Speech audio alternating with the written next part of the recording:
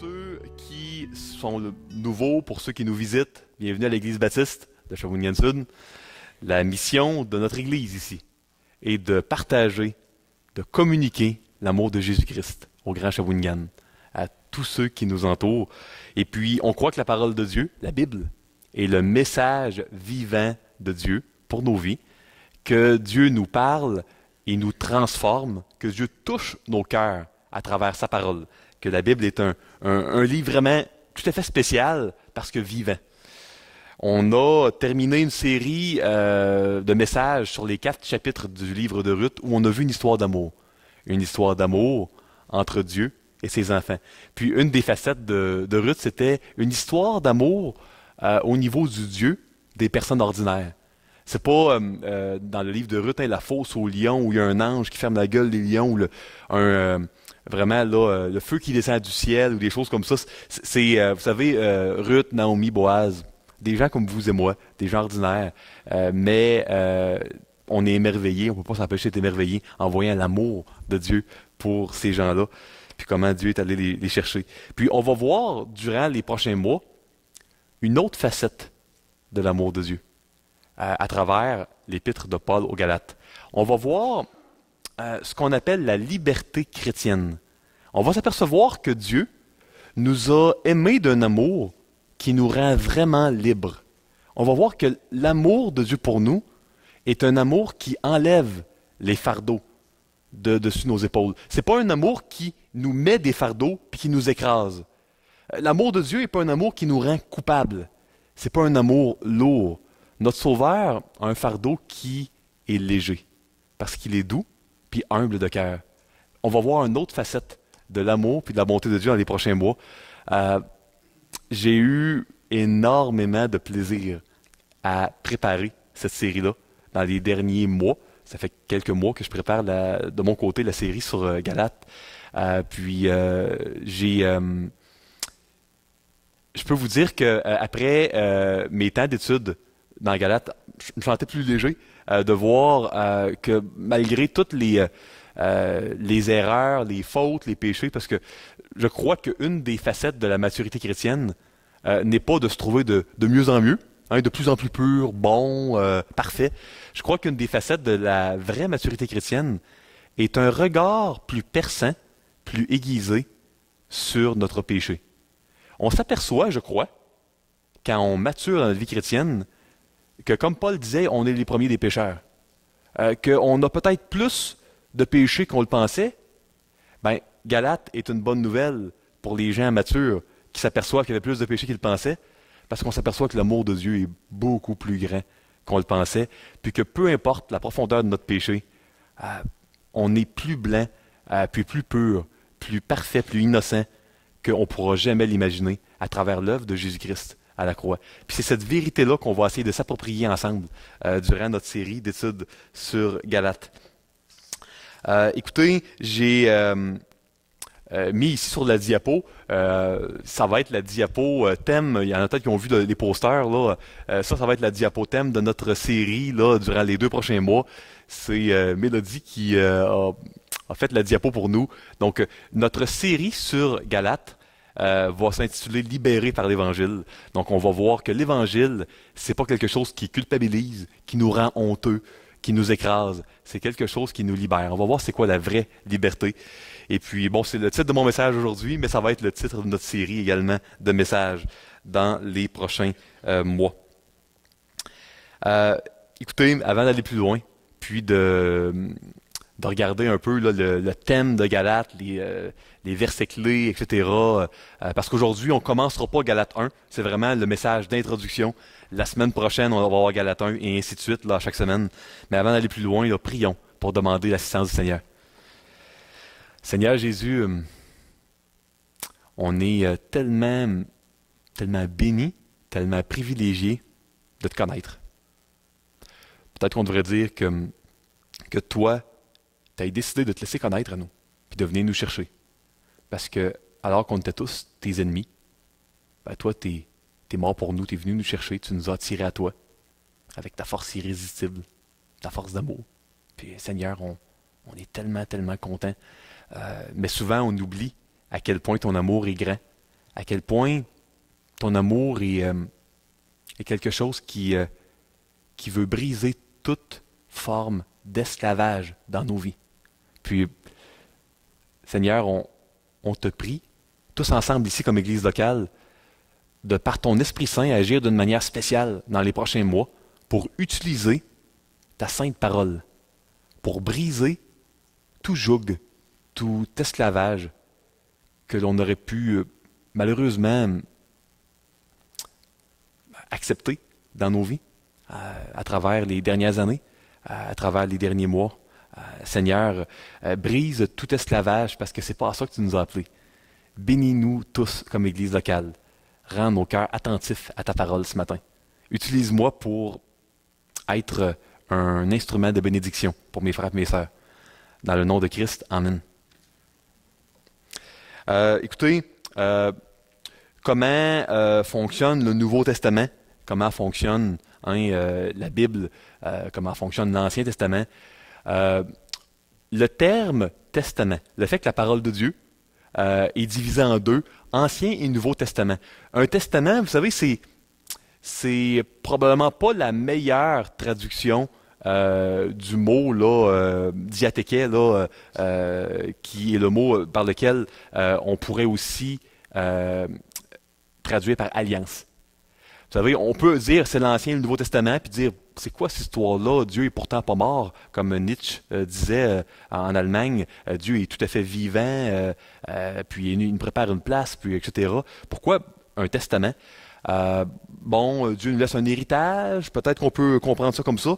Fait que le mot testament est pas erroné, mais moi j'aime comprendre la Bible comme étant l'Ancienne et la Nouvelle Alliance. Un livre qui tourne, puis c'est le même mot, hein? Le mot traduit par alliance ou testament, c'est le même mot dans l'original. On pourrait appeler dans nos Bibles, tourne dans l'Ancienne Alliance, la Nouvelle Alliance, ça serait tout à fait exact. La Bible est une histoire d'amour. C'est un Dieu qui s'est formé un peuple qu'il a sauvé, un peuple à qui il réserve un héritage, un peuple qu'il a adopté comme ses enfants légitimes, un peuple qu'il a libéré. Puis, l'alliance que Dieu a faite avec ses enfants, qu'on soit dans l'Ancien Testament avec Abraham ou dans le Nouveau, c'est une alliance inconditionnelle. Ça ne dépend pas de nous. Une chance, ça ne dépend pas de nous. Parce que sinon, ça ne serait pas chic. Ça dépend de Jésus-Christ. Puis lui n'a jamais manqué. Donc, même quand nous, on manque à notre part, puis qu'on fait des erreurs, qu'on fait des péchés, qu'on n'est pas correct, Jésus n'a jamais manqué à sa part. Fait que l'alliance, elle est permanente. On est scellé par l'Esprit Saint du Dieu vivant. Fait que la Bible, c'est vraiment une histoire de l'alliance entre Dieu et ses enfants, entre nous qu'il a adoptés. Puis on a l'ancienne alliance qui était avant que Jésus vienne, puis la nouvelle alliance, puis le livre de Galates. C'est un livre que Paul, un des auteurs du Nouveau Testament, un grand missionnaire qui a fondé les églises, c'était un apôtre, Paul. Jésus l'avait envoyé comme messager pour fonder des églises, pour enseigner la bonne doctrine, la bonne parole de Dieu. Le livre de Galates, ça se trouve vraiment à être une lettre que Paul envoie à des églises au pluriel. Donc, Galates, c'est pas le nom de quelqu'un, c'est pas un monsieur qui s'appelait Galate, c'est pas non plus Galates le nom d'une église, c'est le nom de des églises. Des églises qui se trouvaient probablement aux alentours de l'Asie mineure, donc près de la Turquie. Maintenant, est-ce que c'était plus au nord ou au sud? Croyez-moi ou non, ça c'est un des débats là, vraiment, vraiment pointus dans les milieux théologiques. Est-ce que Paul écrivait avant le concile de Jérusalem en 40 aux églises du sud de la Galatie, ou il écrivait dans le nord de la Galatie après le concile de Jérusalem? Ça, là, il y a des livres entiers, des gens qui passent des années à étudier le sujet. Ça n'a aucune implication, à mon avis, pour notre foi, pour la compréhension du texte, mais c'est une des grandes difficultés que je vais vous épargner, que je vais m'épargner également, là, parce que je trouve c'est pas de quoi qui m'édifie particulièrement comme thème. Que ce soit en 40 après Jésus-Christ ou en 55 après Jésus-Christ, que ce soit dans le nord ou le sud d'une petite région, là, c'est en Galatie. C'est en Galatie. Les Galates qui étaient, on le pense, les ancêtres des Gaulois, soit dit en passant, là, d'une portion des gens qui étaient devenus les Gaulois, qui sont devenus les Français. Puis nous, on est la Nouvelle-France, hein, fait qu'on est Canadiens. On pourrait dire, là, si je voulais vraiment étirer l'élastique puis probablement le tordre un peu, là, ce que je voudrais pas faire, là, mais on pourrait dire que quasiment on a une certaine relation généalogique de très très très très loin, hein, comme personne canadien-français de la Nouvelle-France, France, Gaule, Galatie, parce que c'est vraiment des ancêtres là, d'une portion de la Gaule, des Gaulois, des Galates.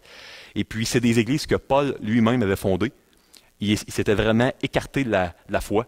Et puis là, Paul leur envoie une lettre qui est très personnelle.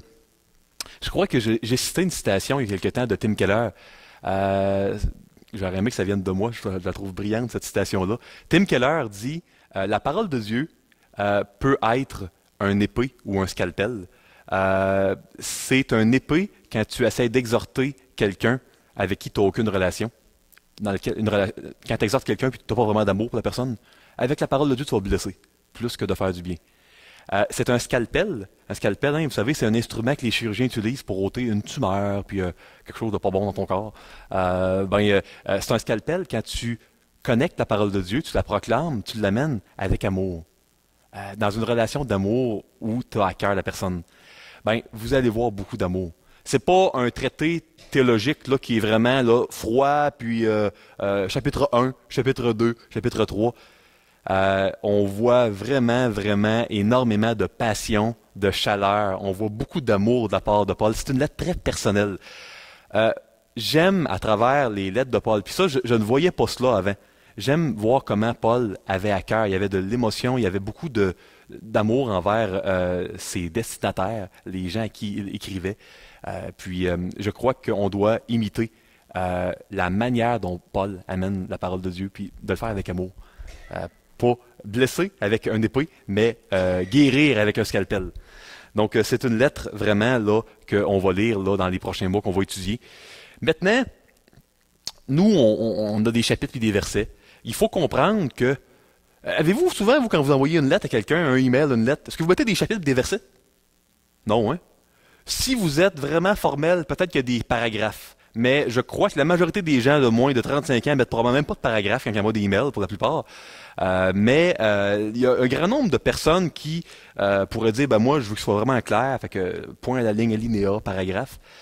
Pas des versets et des numéros de chapitres, parce qu'il y a des limites. Paul non plus. Paul, il n'y avait pas de chapitre, il n'y avait pas de versets. Ça a été rajouté, là, vraiment, là, quelques centaines d'années après, les chapitres et les versets. Donc, écoutez, nous, on va diviser cette lettre-là, qui était une seule lettre, en un seul pain, excusez-moi l'expression, là. On va la diviser en petits morceaux, avec des versets et des chapitres dans les prochains mois, pour vraiment voir les petits thèmes. Mais ultimement, c'est un tout. C'est un message d'amour à des chrétiens dont Paul était le père spirituel, qui s'étaient vraiment égarés dans leur vie chrétienne. Donc ça, c'est la parole de Dieu. Écoutez, ça, je vous en ai parlé, la parole de Dieu est vivante. C'est quelque chose, c'est une vérité que j'ai revisitée l'été dernier. Toute la joie que j'ai eue en étudiant la parole de Dieu, je me disais, il n'y a aucun livre humain qui peut donner autant de joie, qui peut fortifier autant. Puis, je me suis aperçu que la parole de Dieu, seule chose dans l'original de la Bible, à part l'être humain. Il y a deux choses où Dieu insuffle la vie. Hein. Il y a dans la Genèse, dans l'être humain, puis il y a dans la parole de Dieu. C'est les deux seules choses où on voit Dieu qui inspire son esprit de vie. Donc la parole de Dieu est vraiment, vraiment vivante, puis ça va nous parler. La Bible nous parle de l'amour, ça en a parlé aussi. Mais lorsque la bonté de Dieu, notre Sauveur, et son amour pour les hommes ont été manifestés, il nous a sauvés. Non à cause des œuvres de justice qu'on aurait faites. C'est pas qu'on était meilleurs que les autres, qu'on était bons. Qu'il est venu, il voulait avoir un peuple de personnes pas trop scrap, pas trop laides. On était un peu mieux, il est venu chercher. Non, pas à cause de nos œuvres. Selon sa miséricorde, par le baptême de la régénération et le renouvellement du Saint-Esprit. La régénération, c'est l'Esprit Saint qui prépare notre cœur pour qu'on s'intéresse aux choses de Dieu, ce qui nous amène au salut. Donc, le contexte. La date, on est aux environs de l'année 50. Donc, Jésus-Christ est mort et ressuscité à peu près en 33. Donc, on est peut-être, écoutez, 17 ans plus tard. Donc, c'est pas loin dans l'histoire d'Église, là. On est 17 ans après la Pentecôte, les gens qui ont reçu l'Esprit Saint, puis des églises qui ont été formées. Puis déjà, après 17 ans, il y a des églises qui avaient été fondées peut-être 5, 6, 7 ans avant, qui déjà sont dans le champ gauche. Et puis Paul leur envoie une lettre à un groupe d'églises. La plupart des lettres du Nouveau Testament sont écrites à des groupes de personnes et non pas à une seule personne. Souvent, les lettres étaient destinées à être lues par plusieurs églises. Et puis, ultimement, c'est devenu la parole de Dieu. Mais la lettre aux Galates, c'est vraiment à plusieurs églises locales, plusieurs petites églises. Ça aussi, c'est le fun de voir ça. Des fois, on est un peu découragé, puis on se dit, hey, on est une petite église. On voit aux États-Unis ou ailleurs, peut-être en région urbaine, des églises de 5, 6, 700, puis aux États-Unis de 1000, 2000, 3000. Ben, écoutez, c'était des petites églises dans le Nouveau Testament. C'était plein de petites églises. Puis on partageait les ressources. Puis les gens allaient d'église en église pour enseigner. Puis donc c'est l'Épître aux Galates s'adresse à nous. J'en ai la profonde conviction beaucoup plus qu'on peut initialement le penser. Beaucoup plus. Il y avait, je l'ai dit depuis tantôt, les Galates avaient bifurqué. Hein, ils étaient dans le champ gauche. Qu'est-ce qui s'est passé? Il y avait un groupe de personnes qu'on va rencontrer à plusieurs reprises dans l'Épître aux Galates qui s'appellent les judaïsants. C'est quoi ça, un judaïsant? Est-ce que c'est une race? Est-ce que c'est une maladie? Est-ce que c'est une religion? Un judaïsant, c'est parce que hein, on a un peu judaïque, hein, un juif, la tribu de Juda. Un judaïsant, c'est quelqu'un qui forçait les croyants à respecter la loi de Moïse. Honnêtement, là, l'Épître aux Galates, c'est très simple. C'est une des deux épîtres de Paul. Il y a 2 livres dans le Nouveau Testament qui parlent particulièrement, là, qui parlent beaucoup de la justification par la foi. Salut par la foi, là, 2 livres. L'Épître aux Romains, l'Épître aux Galates. C'est les 2 livres dans le Nouveau Testament qui parlent beaucoup de la justification puis du salut par la foi. Quand Martin Luther, dans les années 1500, Martin Luther, qui était un docteur en théologie catholique, un moine catholique à Wittenberg, en Allemagne, quand il a redécouvert qu'on pouvait être sauvé là, par la foi, qu'on ne pouvait qu'être sauvé par la foi, il y a 2 livres du Nouveau Testament qu'il aimait particulièrement, Romains et Galates. Puis Galates, il disait, c'est la plus grande lettre jamais écrite. Puis, c'est assez spécial, comment il appelait Galates. Galates, il appelait ça Ma Cathy Van Bora. Ben, ça, c'est le nom de son épouse. Fait que pour lui, Galates, tu avais la plus grande lettre jamais écrite, Romain, puis Galates, c'était comme, si j'appelais Galates, moi, ma Valérie d'amour.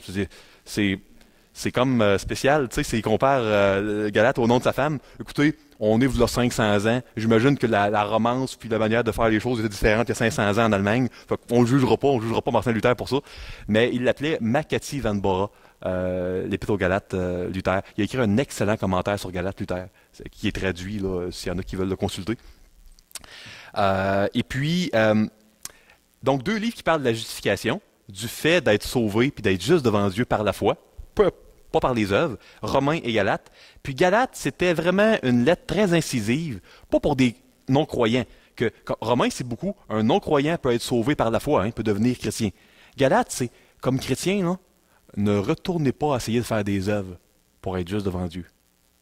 Donc, si je voulais prêcher à une audience remplie de personnes qui ne sont pas croyants, peut-être que j'aurais pris, Romain parle aux croyants aussi, là, mais j'aurais pu commencer par Romain. C'est ce qui a amené Martin Luther au salut. On est une assemblée ici, une église où il y a un grand nombre de chrétiens. J'en suis sûr, je l'espère de tout cœur. Et puis, vous savez, l'Épître aux Galates s'adresse à des chrétiens qui ont oublié que, mis à part la foi, on ne peut rien apporter à Dieu. Puis la foi, c'est l'essence de rien pouvoir apporter. La foi, c'est de s'appuyer sur Dieu, basé sur le fait qu'on ne croit pas qu'on peut amener quoi que ce soit de bon à Dieu, puis que toute bonne chose vient de lui. C'est de faire confiance à Dieu. C'est ça la foi, s'appuyer sur lui, sur son œuvre. Pour le salut, mais pour tout le reste de notre vie chrétienne. Les judaïsants disaient, puis si vous comprenez ça, là, vous allez avoir compris la difficulté de tous les autres messages là, depuis les prochains 3 mois. Les judaïsants disaient, « Ah oui, on est sauvé par Jésus. Pas de crainte, on est d'accord, on s'entend. Mais tu ne seras pas vraiment un bon chrétien si tu n'es pas circoncis. Tu vas être sauvé, mais tu ne seras pas un bon chrétien. Tu ne réussiras pas ta vie chrétienne. Ta vie chrétienne ne sera pas réussie si tu n'es pas circoncis, Puis si tu fais beaucoup de péchés, puis en plus tu ne respectes pas le sabbat, puis les festivals, puis les jours, puis les mois, puis les œuvres élémentaires du monde, là, tu ne t'en tiens pas compte, ben, tu vas être sauvé, mais on ne pourra pas dire que tu as vraiment réussi ta vie chrétienne. Tu vas aller au ciel, mais tu sais, c'est... Est-ce que Dieu va être content avec toi? Ben non. Non, parce que tu n'as pas fait assez. T'es assez juste pour être sauvé, mais pas assez juste pour que Dieu soit content. Ça, là, c'était exactement ce que les judaïsants disaient aux chrétiens de Galatie. C'est comme si, pour les judaïsants, il y avait deux niveaux. Tu as un niveau que tu es assez bon pour être sauvé, puis là, tu as un niveau pour être assez bon que Dieu est content de toi, puis que tu as réussi. Fait que c'est comme pas pareil, là. Tu as le salut, puis tu as la réussite. Puis il y a un gap, puis le gap entre les deux, c'est la circoncision, puis le judaïsme. Hein, des judaïsants, c'est les gens qui veulent amener les chrétiens à respecter les lois du judaïsme. Donc, nous, pourquoi que je dis que c'est si pertinent, puis ça s'applique tellement à nous? Ben, moi, je vous le confesse, je tends trop souvent à oublier qu'il n'y a pas de gap entre le salut et la réussite. Vous savez, Dieu nous a envoyé Jésus. Et puis Jésus a vécu une vie parfaite. La beauté de Jésus est infinie. La pureté de Jésus est infinie, est éclatante. La droiture, à quel point Jésus est juste, c'est inimaginable. Puis Jésus est venu sur la croix. Il a pris toute la tâche d'Adam, tout le péché en nous, les péchés conscients, les péchés inconscients. Il a tout pris ça. Notre être, Romains 3, taché du péché, il l'a pris sur lui, puis il est mort à la croix. Puis il a subi la colère du Père à la croix, à notre place. Et puis, cette pureté éblouissante-là, cette beauté incroyable, il nous l'a donnée, puis il nous l'a appliquée. Puis c'est pas juste qu'on a été vêtis de ça, puis qu'en dedans de nous c'est sale, puis on est tombeau blanchi. C'est devenu qui on est. Ça l'a changé notre identité profonde, notre cœur. Et puis, il n'y a plus jamais rien qu'on peut faire qui va nous amener à être plus beau que la beauté parfaite de Christ. Il n'y a pas rien qu'on peut faire ici-bas qui va nous amener à être plus pur que la pureté parfaite de Christ. Il n'y a pas rien, il n'y a pas aucun péché aussi crasseux, aussi sale, aussi perverti soit-il, qui va nous amener à être moins juste, à être moins justifié que Jésus-Christ lui-même. Parce que le sacrifice à la croix a satisfait la colère du Père, pour toujours, pour l'éternité. Depuis la croix, Jésus-Christ est uni à notre âme, d'une manière permanente, puis on a été scellé par l'Esprit Saint, pour toujours. Donc, oui, Jésus-Christ est triste quand on pêche, mais Dieu n'est plus jamais en colère. Puis il n'y a pas aucun péché qu'on peut faire qui va nous tacher. Puis c'est ça le message de Paul aux Galates. Ne retournez pas à essayer de plaire à Dieu, pas dans le sens de faire une réponse d'amour et de l'honorer, de lui plaire dans le sens d'apaiser un Dieu qui n'est pas tout à fait satisfait. N'essayez pas de rajouter au sacrifice de Christ. N'essayez pas de réussir, de faire des œuvres, mais pour réussir votre vie chrétienne. Votre vie chrétienne est parfaitement réussie. Puis c'est quand vous allez le catcher, vous les Galates, les chrétiens Galates, que là, justement, l'Esprit Saint va faire des fruits qui vont vous amener à avancer. Aussi longtemps que vous allez vouloir être bon, puis accomplir, puis en montrer au Seigneur, ben, vous ne réussirez pas. L'Esprit Saint, non? Par notre propre force, on ne peut pas amener grand-chose de bon. Tout ce qui est bon de nous vient de l'action de l'Esprit en nous. Et puis, c'est quand on sait qu'on ne peut plus rien amener à Dieu, c'est là que l'Esprit Saint il agit fortement en nous. Fait que c'est ça le contexte, le destinataire et puis l'auteur. C'est 17 ans après la Pentecôte, Paul qui envoie une lettre à les églises. Puis les églises, il y avait des judaïsants qui leur disaient, vous devez rajouter des choses pour réussir votre vie chrétienne.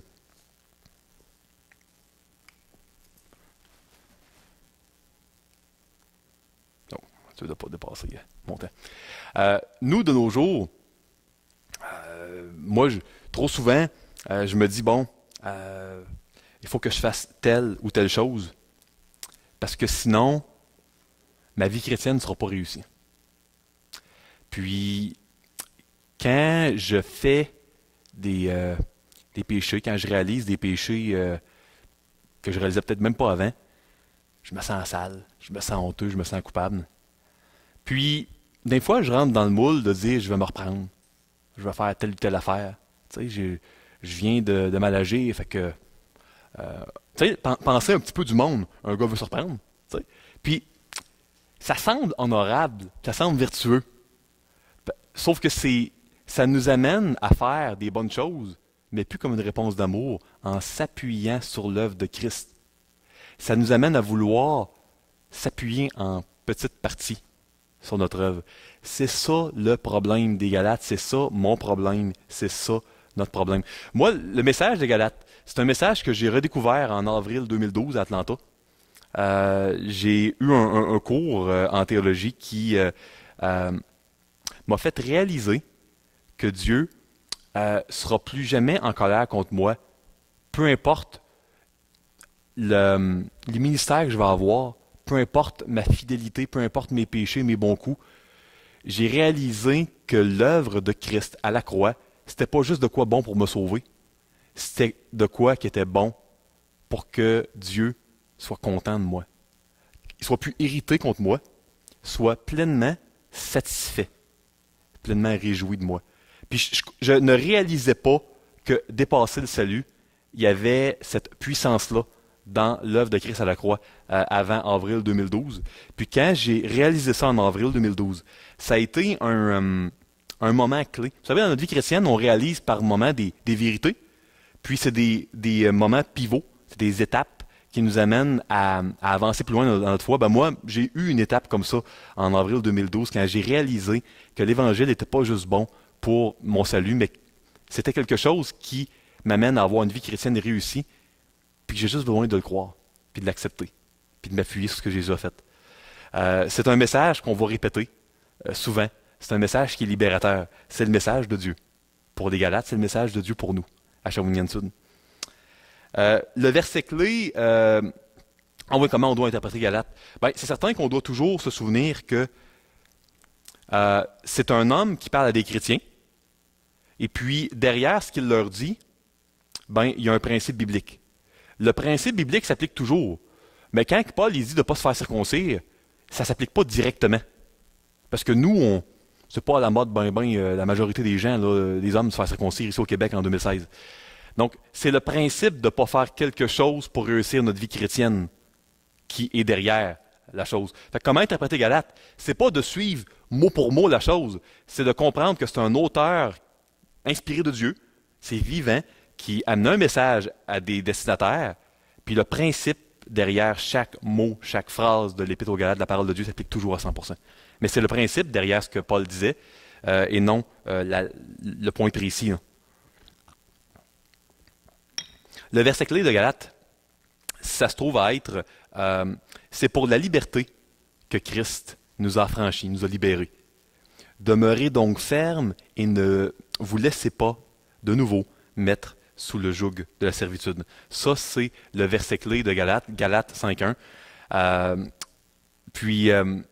C'est un message qui est très positif. C'est pour ça qu'on a appelé notre série « L'Évangile qui libère ».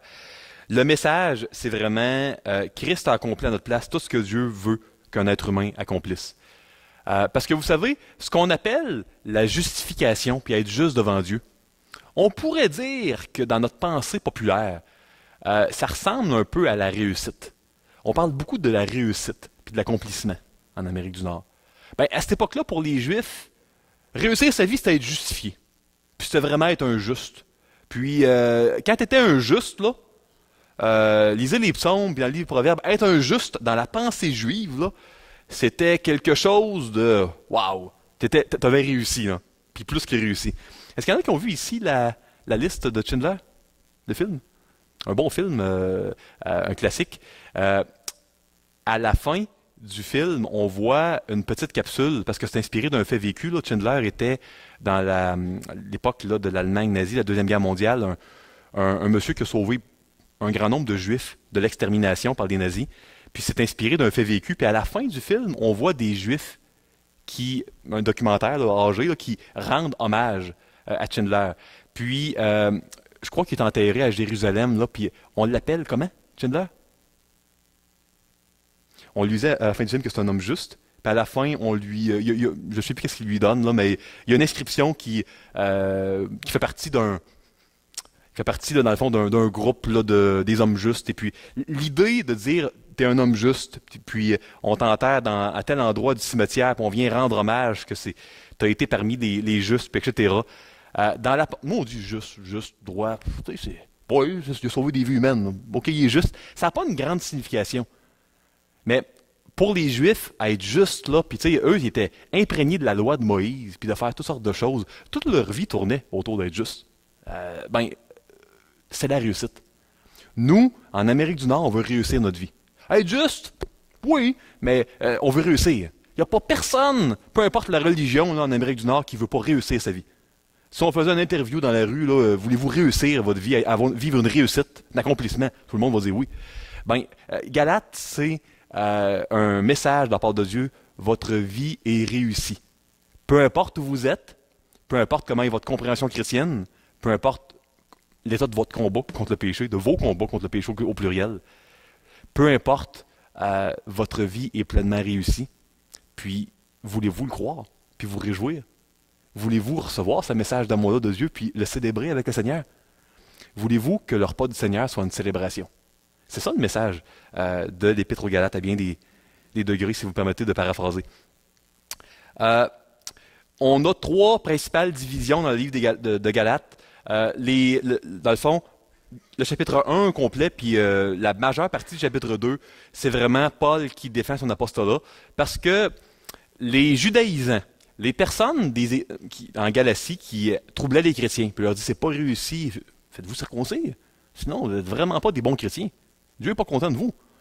Ces gens-là, ils attaquaient Paul. Puis ils disaient, Paul, là, regarde, il a fondé l'Église, il y avait du bon, mais tu sais, il est pas. Paul, là, c'est vraiment pas un bon chrétien, puis fiez-vous pas à lui. Puis il y a souvent eu dans le Nouveau Testament des attaques personnelles envers Paul. Puis les gens qui troublaient les églises qu'il avait fondées, souvent il y avait des attaques personnelles. Je pense par exemple à Alexandre le forgeron, puis à plusieurs personnes là, qui attaquaient l'apostolat de Paul. Fait qu'on a dans 2 Corinthiens une défense de l'apostolat de Paul, on l'a dans Galates, on l'a à plein d'endroits. Puis c'est le cas dans Galates. Fait qu'on va voir Paul qui défend son apostolat. Il y a une petite section sur la vie de Paul qu'on n'a pas nulle part ailleurs. On a également, vous savez, dans la première section, le fait que l'Évangile, là, c'est pas de quoi de relatif. On est dans un monde où la vérité n'existe plus. Tu sais, puis c'est pas genre, quel est l'Évangile pour toi, puis pour moi c'est ça. Non, non, non. Dieu, il y a de quoi dans la tête de bien précis dans l'Évangile. C'est pas l'Évangile selon moi, puis selon mon frère ici, puis selon ma sœur. L'Évangile, c'est une chose très très précise, puis c'est pas plein de choses selon ce qu'on veut penser. Là. Si moi je vous écris un email, cet été, je vais probablement vous envoyer quelques vidéos, comme j'ai fait les derniers pour vous donner des nouvelles de moi, puis dans mon vidéo, là, si je vous donne des informations, puis je vous dis, ah ben ça va bien, puis il est arrivé telle chose, mon frère n'aurait pas pas le droit de dire, ah ben moi, le message de Matthieu pour moi, ça veut dire que dans le fond, là, ça va pas bien, puis telle affaire. Non, non. Je suis en train de dire quelque chose de bien précis. Puis un autre peut pas dire, ah ben, Matthieu, ce qu'il veut dire, c'est qu'il aime la nature. Puis, non, non. Oui, il aime la nature, mais c'est pas ce qu'il dit. Un message veut dire une seule chose. Quand vous dites quelque chose à quelqu'un, vous voulez dire une chose en tête. Puis c'est pareil pour Dieu. Quand Dieu a amené l'Évangile, il y a une chose en tête qu'il veut dire. On ne peut pas le prendre et faire dire ce qu'on veut. Puis ça, on va le voir beaucoup, beaucoup. Puis Paul dit, regardez, si même un ange vous apparaît pour vous dire un évangile différent là, de ce qui a été annoncé, là, que cet ange-là soit maudit, soit anathème. On voit dans la majeure partie de Galates 3:1 à 5:12, la justification par la foi. Donc, comment la foi, c'est ce qui nous amène à avoir une vie réussie. De juste comprendre qu'elle est déjà réussie. De s'appuyer, de faire confiance. Puis on a la dernière section, 5:13 à 6:10, la marche selon l'esprit. Une fois qu'on a compris ça. Parce que la réaction qu'on peut avoir, si je vous dis votre vie est réussie, votre vie est réussie, faites juste confiance à Dieu, célébrez. Peut-être certains d'entre vous vont dire, hey, il me semble que ça, pas fameux ce que Matthieu dit, on va dérailler, puis on va se mettre, si la vie est réussie, ben on va juste pécher, mangeons et buvons, car demain nous mourrons. Non, Paul va expliquer. Il va expliquer dans Galates 5 et 6 que quand on comprend que notre vie est réussie, là, l'Esprit Saint agit alors dans toute sa puissance, puis on est loin de aller là, dans le péché. C'est ce qui nous fait grandir. Parce que la vie chrétienne, c'est pas de quoi qu'on peut vivre par notre propre force. On n'est pas capable. c'est l'histoire du peuple de Dieu, de l'Ancien puis du Nouveau Testament, le fait qu'on n'est pas capable par nous-mêmes de porter du fruit. On voit ici, je vous ai mis quelques thèmes importants de l'Épître aux Galates. C'est pas très gros. S'il y en a qui veulent le PowerPoint, ça me fait plaisir, hein, vous pouvez les demander là à l'arrière. J'ai relevé 6 thèmes importants qui peuvent être mal compris. Puis j'ai amené une définition puis une application. Justification, c'est être juste devant Dieu, pas mériter de châtiment. C'est vraiment la réussite de la vie chrétienne, c'est être correct dans sa vie chrétienne. C'est ça, les 20 quelques fois, là, si ma mémoire ne m'abuse, que le mot justification ou justifier revient, hein, c'est ça que ça veut dire. La liberté, hein, le fait que c'est pour la liberté que Christ vous a affranchi, ne retournez pas sous le joug de la servitude. C'est quoi ça, la liberté? Ben, la liberté, c'est être capable de faire ce qu'on doit. Dieu dit que faire ce qu'on veut, c'est un esclavage terrible. Puis il nous a libérés de cet esclavage-là qui est terrible. La vraie liberté, c'est enfin être capable de faire ce qu'on doit, parce qu'on n'est plus esclave de faire ce qu'on veut. Très contre-culturel, ça. La liberté, c'est également d'être libéré d'être obligé de faire des œuvres, puis d'obéir à des règles pour être correct devant Dieu. On est libéré de ça maintenant. La chair, c'est la présence du péché dans un croyant. C'est tout dans ma vie ce qui est dicté de l'image de Dieu. Ça, c'est la chair dans Galates. Le travail de la chair ou les œuvres de la chair, c'est comment le péché se manifeste en nous. Le travail de la loi, c'est essayer toute action, même bonne, effectuée avec l'intention d'être correct dans ma vie, d'être correct devant Dieu. Moi, c'est bon que je vienne vous prêcher ce matin, mais si je le fais dans un but d'essayer de rattraper un peu la balle de mes péchés, puis d'être un petit peu plus haut dans la pensée de Dieu, excusez-moi, c'est un travail de la loi, c'est un œuvre de la loi, puis selon Paul dans Galates, là, ça va me faire porter juste des épines, même si c'est la bonne chose. C'est toute action que je fais, même si c'est des bonnes, dans l'intention d'essayer de rajouter à l'œuvre de Christ, ça tue la foi, ça tue l'action de l'Esprit Saint dans ma vie. Puis ça, c'est un travail de la loi. On va voir les œuvres de la loi, travail de la loi. Puis être sous la loi, c'est être sous l'autorité de devoir faire des choses pour plaire à Dieu. Ça, c'est les 6 termes qui peuvent être compliqués dans Galates. Honnêtement, le reste, c'est assez simple. Des judaïsants qui disent que le salut, Christ est suffisant pour le salut, mais qu'il faut, pour que Dieu soit content de toi, tu dois faire des bonnes œuvres. Et puis, les 6 termes compliqués sont là. Puis c'est pas mal ça, les 3 sections. Fait que honnêtement, c'est pas si compliqué. Il ne faut pas se compliquer la vie plus que ça. Je vous ai amené, pour ceux qui veulent nous suivre, quelques commentaires possibles. Les 3 commentaires principaux que les prédicateurs vont prendre pour la série. Il va y avoir, dans le fond, moi, Patrick, Michael, Francis et puis Doug Virgint qui vont être les prédicateurs là, pour la série sur Galates. On a tous déjà les textes et les dates qu'on va amener pour se préparer. Les 3 commentaires de base qu'on va se servir, c'est le commentaire sur l'Épître aux Galates de Doug Moo, qui a été enseigné à Sembec dernièrement. On a celui de Joseph Paipa et puis de Derek Thomas. C'est les 3 commentaires principaux qu'on va utiliser. J'en ai amené également 2 autres que j'aime beaucoup, que moi j'ai utilisé pour ma préparation personnelle. Il y a 2 commentaires en français que je vous recommande. S'il y en a qui ne lisent pas l'anglais puis ils disent c'est tout en anglais ça, moi je voudrais aller à la librairie ici puis commander avec Daniel Anderson un livre en français. Bon, ceux qui connaissent Quen, vous avez l'Encyclopédie des difficultés bibliques, volume 2. Puis il y a une bonne portion du livre qui est sur Galates, puis c'est exactement dans la lignée qu'on va amener. Il y a également un théologien français qui avait un ministère dans les années 40. En France puis en Suisse de mémoire, qui s'appelle Lagrange. Je crois que c'est Jean-Marie Lagrange, qui a écrit un grand commentaire sur Galates, que c'est utilisé même dans d'autres langues. Ça a été traduit en d'autres langues, mais ça a été écrit originellement en français. Donc, je ne l'ai pas personnellement là en format papier, mais s'il y en a qui veulent 2 commentaires, celui de Kuhn et puis Alfred Kuhn, également celui là, de Jean-Marie Lagrange, là, qui est un vieux français, là, pas moderne, là, mais qui est 2 excellents commentaires en français sur Galates que je voulais là, vous recommander parce qu'il y en a qui veulent peut-être lire en même temps l'Épître aux Galates. Ceux qui veulent mémoriser Galates 5.1. Ça mérite d'être mémorisé. C'est tellement encourageant. Également, dans les petits groupes de prière, groupes de femmes, groupes d'hommes, ceux qui veulent revisiter l'Évangile qui libère, l'Évangile, puis la puissance de la grâce. Il y a le livre La vie chrétienne victorieuse de McVeigh, que plusieurs ici ont lu. Je sais que Rénal Desiel l'a beaucoup apprécié. Je crois que dans le groupe de prière là, de Saint-Georges, certains l'ont lu également. C'est un livre qui n'est pas un livre sur Galate, mais qui... C'est un livre biblique, c'est un livre chrétien, là, par un auteur chrétien, qui amène les mêmes principes que Galate amène. Fait que c'est également un livre en français que vous pouvez commander là, auprès de Daniel Anderson à la librairie, là, ceux qui veulent, dans les groupes de prière. Là. Puis je ne veux pas briser la cédule et puis les plans de chaque leader de groupe de prière. Là, fait que je lance des suggestions, mais c'est vraiment là, à vérifier avec les gens qui sont responsables de chaque groupe de prière, là, selon ce que vous voulez faire. Je termine par la conclusion. Écoutez, comment appliquer Galates, juste pas ce passage, mais cette introduction-là, je vais citer quelques versets, je vais citer Galates 5. Il ne faut pas hésiter à s'encourager les uns les autres, à rester appuyé sur Christ. On a besoin de constamment revisiter les motifs pour lesquels on vient à l'Église, les motifs pour lesquels on fait le ministère, les motifs pour lesquels on fait des actions, on passe du temps avec Dieu. Il faut revisiter ça. Parce que c'est pas parce qu'on fait la bonne chose qu'on le fait pour les bons motifs. Puis on ne doit pas chercher à ajouter à l'œuvre de Christ. Il faut juste faire confiance. Puis nos bonnes actions sont bonnes, ça honore Dieu, puis c'est une réponse d'amour. On doit faire nos bonnes actions pour honorer Dieu. Honorer Dieu doit être le but de notre vie.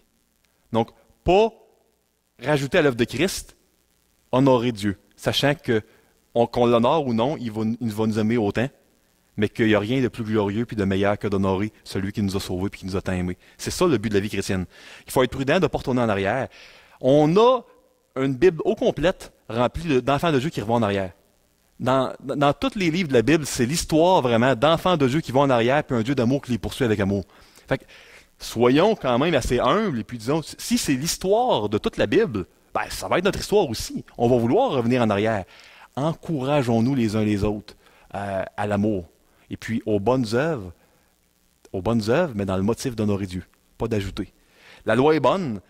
Tous les commandements bibliques, là, de se pardonner les uns les autres, de ne pas abandonner notre assemblée, de méditer la parole jour et nuit, de prier sans cesse, c'est tout bon.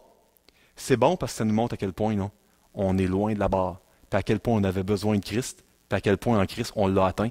Mais ça nous montre quand même, vous savez, ça nous rappelle la loi puis les commandements dans la Bible, qu'on a besoin d'un sauveur, chaque jour de notre vie. La loi également, elle nous montre que Christ est nécessaire pour nous sauver. Retournons jamais en arrière. Essayons jamais de plaire à Dieu par nos propres forces. Passons simplement le temps que Dieu nous donne ici-bas à l'honorer avec les bonnes œuvres qu'il a préparées d'avance pour qu'on les pratique. Les difficultés, il n'y a pas juste des bonnes œuvres, hein? Il y a des difficultés puis des souffrances, des épreuves que Dieu prévoit sur notre route, qui ne sont pas faciles. Fait que Dieu veut qu'on l'honore à travers les bonnes œuvres, pour les bons motifs, puis Dieu veut qu'on l'honore dans la manière dont on va réagir à la souffrance. Puis ça, c'est l'essence de notre vie durant notre temps ici-bas. Que Dieu vous bénisse tous et toutes, puis nous rappelle à chaque jour de notre vie la liberté que Dieu nous a donnée par l'œuvre de Christ à la croix. Amen.